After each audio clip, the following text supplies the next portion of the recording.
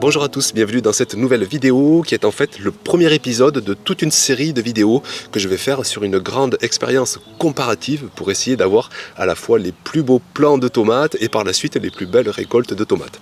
Donc ce premier épisode, il est là pour poser le contexte, pour vous expliquer les différents tests comparatifs que je vais faire, peut-être d'ailleurs que vous pourrez vous aussi me donner des idées d'expérience à faire. Donc le contexte, il est le suivant, on va semer une et une seule variété pour la comparer au mieux. C'est une variété classique, la tomate cœur de bœuf, et ensuite donc on va cultiver de façon différente, on va même parfois semer de façon différente, vous allez le voir. Donc déjà on va cultiver deux plants que je vais appeler les plants témoins, c'est-à-dire qu'on va les faire de la façon la plus classique, on va semer en barquette, on va repiquer en godet individuel en enfonçant bien les plants, vous savez qu'on dit toujours que les poils le long de la tige génèrent des nouvelles racines, donc on va le faire et on va suivre ça pour comparer ensuite aux autres méthodes. Alors après, premier test comparatif, on va s'y prendre de la même façon que pour les plants témoins, on va repiquer en godet individuel, mais la différence elle va être au niveau de l'arrosage. D'ailleurs on va faire 3 tests comparatifs différents.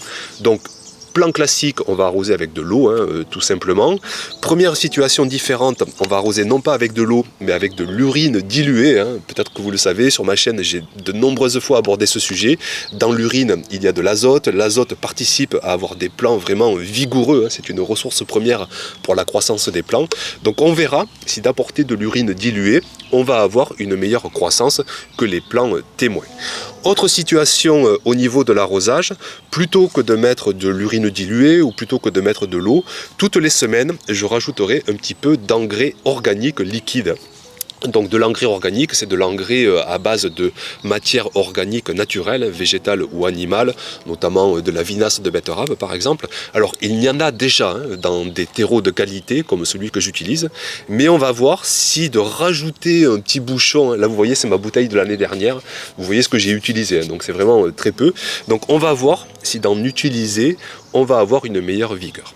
Autre situation encore, plutôt que d'utiliser de l'engrais organique, qu'on appelle aussi engrais naturel, engrais biologique, on va utiliser de l'engrais minéral, qu'on appelle aussi de l'engrais chimique, bien que tous les engrais sont chimiques.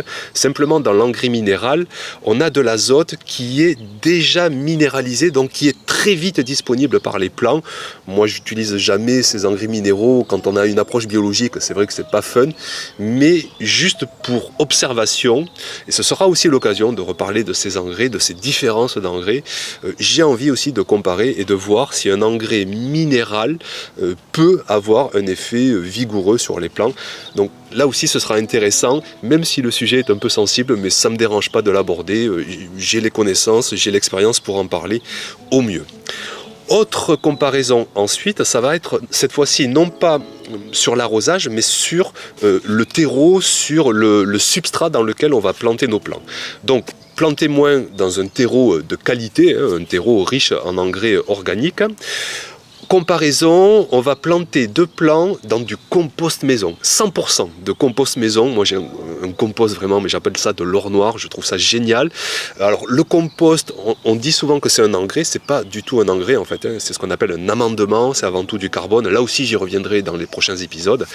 Et j'ai hâte de voir la différence, de voir ce que ça va faire, de planter nos plants de tomates dans 100% de compost maison. Autre test comparatif sur le substrat, on va mettre 2 plants dans du terreau qu'on va mélanger à 50% avec du marc de café, du marc bien frais. Là aussi, j'en ai eu parlé sur la chaîne, je connais là quasiment les résultats d'avance, je pense que ça va être vraiment des résultats à la baisse parce que le marc de café a un côté inhibiteur, mais bon, j'ai envie de l'observer vraiment de mes propres yeux, de partager ça avec vous, donc on fera le test avec le marc de café. Et puis, autre test encore, je vais repiquer mes plants, non pas dans du terreau de qualité, mais dans du terreau premier prix. Alors là aussi, j'avais fait une vidéo, je vous avais parlé des différents terreaux, et dans ce terreau premier prix, que j'ai gardé le sac, il n'y a pas d'engrais justement, il n'y a pas d'engrais organique, il n'y a pas d'engrais minéral, il y a juste des copeaux, des matières végétales compostées, et on verra ce que ça donne. Est-ce qu'un plant peut se débrouiller sans apport d'engrais, uniquement avec la photosynthèse, la lumière, la douceur de température, l'humidité, l'eau? Est-ce que ça suffira d'avoir un terreau premier prix pour arriver à avoir des beaux plants? Donc là aussi, ce sera intéressant de comparer des plants à la fois dans un substrat sans aucun apport d'engrais additionnel et des plants dans un terreau premier prix. Et puis enfin, pour ces premières expériences qui sont consacrées vraiment sur le fait d'essayer d'avoir de beaux plants, on va s'intéresser cette fois-ci à la gestuelle du semis. On va essayer de comparer des semis qui n'ont eu aucun repiquage. Pour ça, j'ai semé directement quelques graines dans des godets individuels et on va laisser ces plants se développer sans les repiquer, sans enfoncer la tige, comme on le fait souvent, comme on l'entend partout.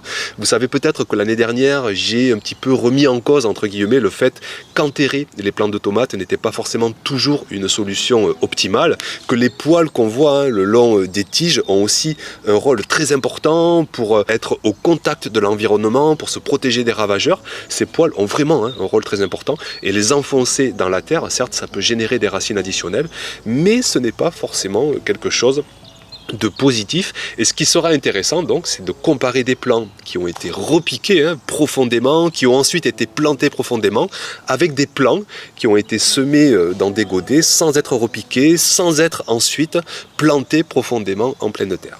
Donc c'est les expériences que je vous propose de suivre. Je ferai un épisode 2, je pense, dans 15 jours, et puis un épisode 3 dans un mois, un épisode 4 à la plantation, etc. Donc n'hésitez pas dans les commentaires à apporter à la fois vos pronostics et vos idées, pourquoi pas d'autres expériences comparatives à faire.